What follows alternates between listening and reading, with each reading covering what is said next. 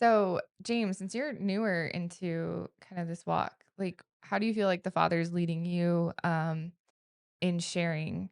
And what are you sharing with people? What I share with people, I try to start with from a loving place, and eventually, I like the deeper we get into the conversation, for example, if I start talking with somebody who knows the word but doesn't know how to apply it to their life or like kind of where to go from it, then I that's when I start getting into what the law is and what it does for us, and, I kinda look at the law like it sound like I think we take the Has a word negative connotation right, too, like, Yeah. the per word se. law, you Dun think dun of dun. the cop beating somebody with a billy Yeah. club, Right.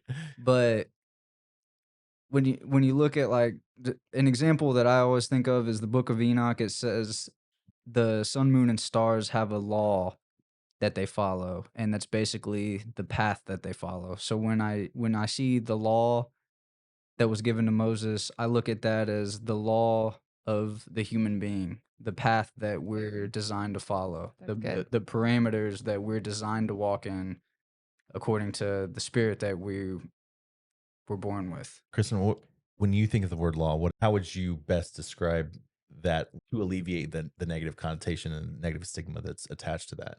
A lot of times when I talk to people about Torah, um, I relate it to being a parent.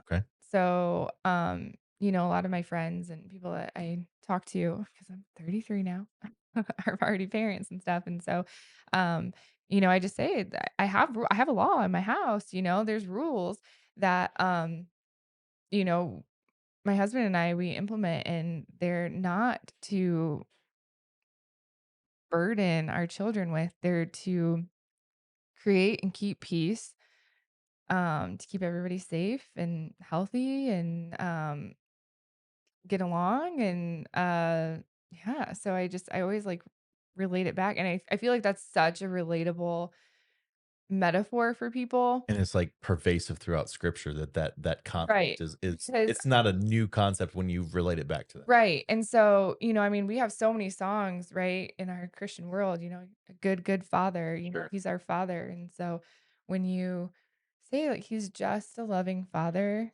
But it's not the father's law, it's Moses's law. Did I just trigger everybody? That's why I'll you'll never hear me say the law of Moses. No, never. Um Yeah, so I mean, I just feel like that's such a good metaphor, and that really helps people to understand it, and so a lot of conversations where I have people that are saying like, "We're not under that," I'll ask them Have you like, read Galatians? "I need a shirt like Sean says." Yes, I read Galatians. Right.